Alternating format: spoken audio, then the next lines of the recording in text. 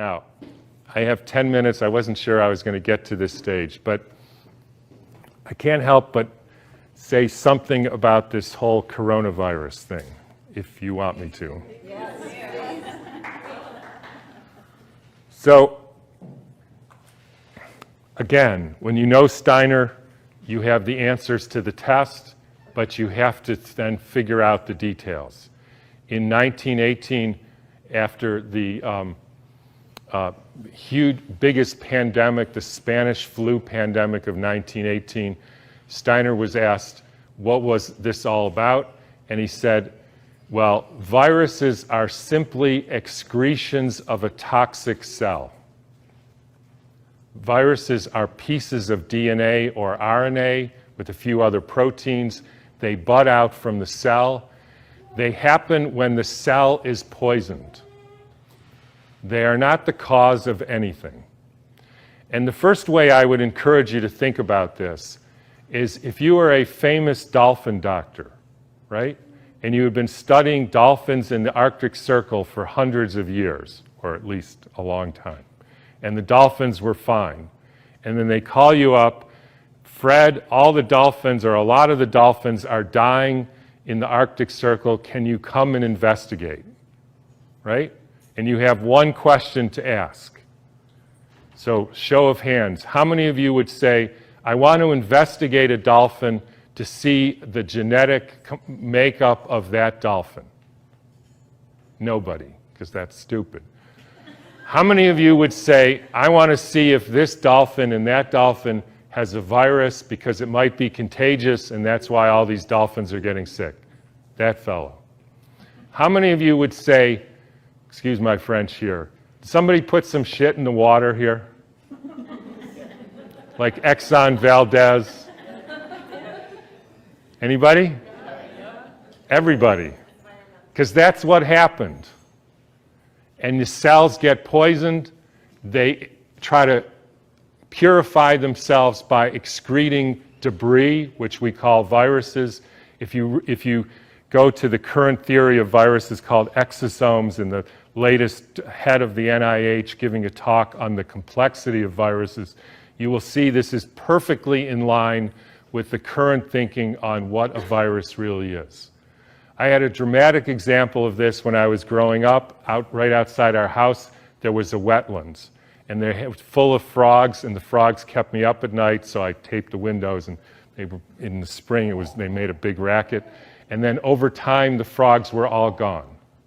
How many thinks the frogs had a genetic disease?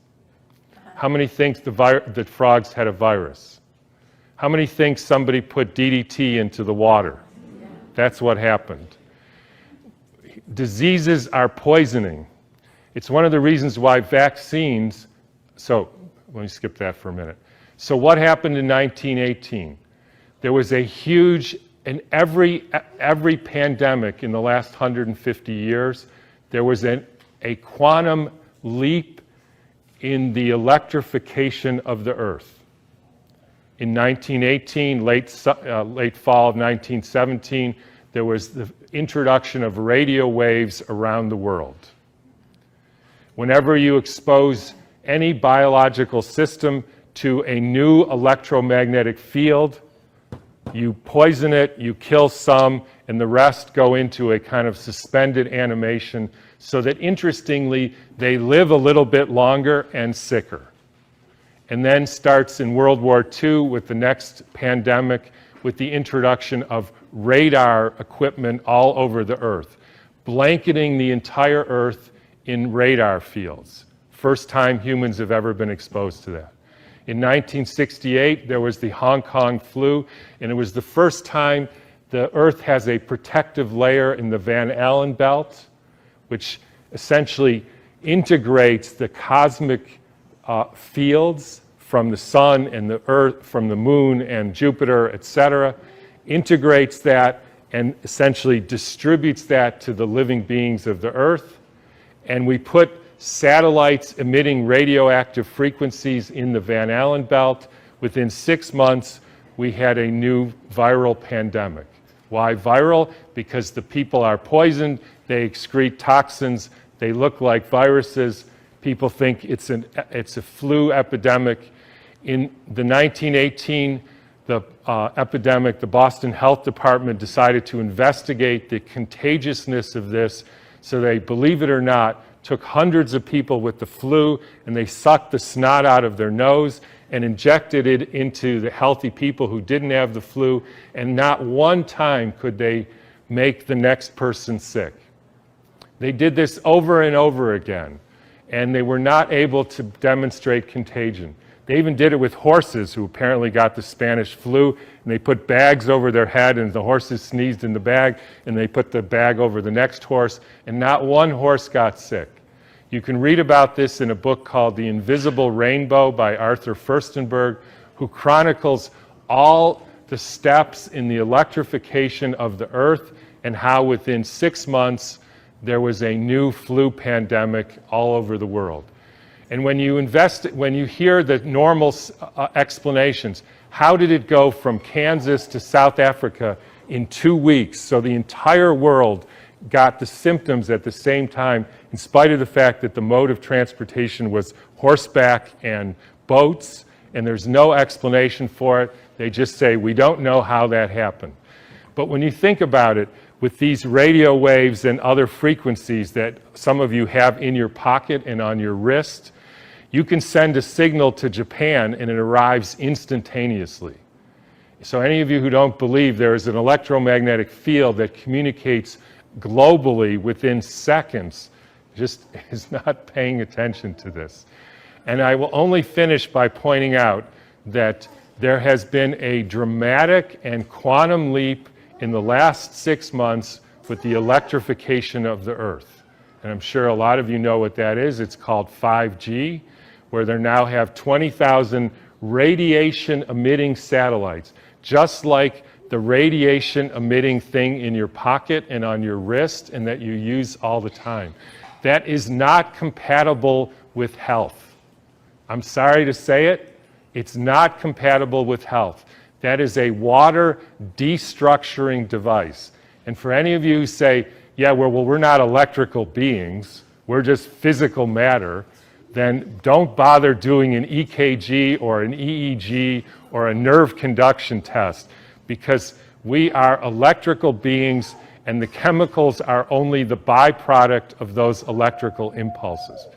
And I'll finish with, anybody want to make one guess as to where the first completely blanketed 5G city in the world was?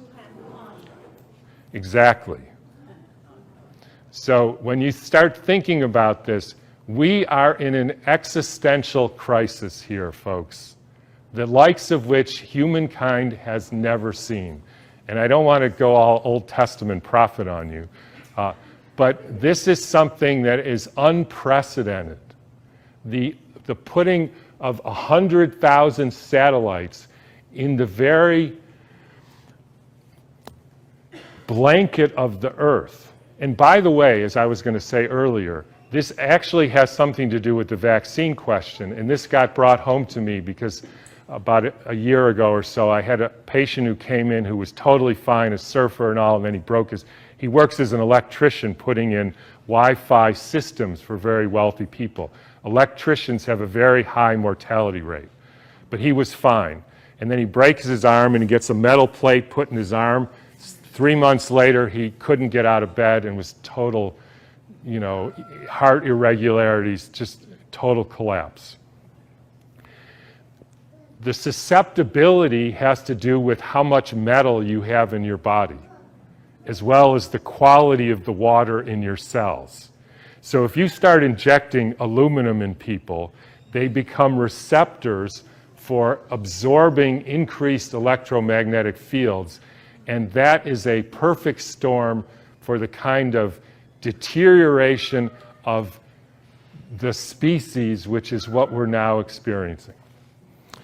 And I'm just going to finish with one more thing, which I like to, is a quote from Rudolf Steiner. And by the way, this was around 1917, so it was a different time.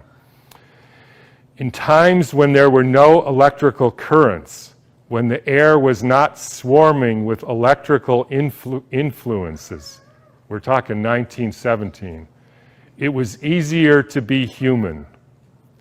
For this reason, in order to be human at all today, it is necessary to expend much stronger spiritual capacities than was necessary a century ago.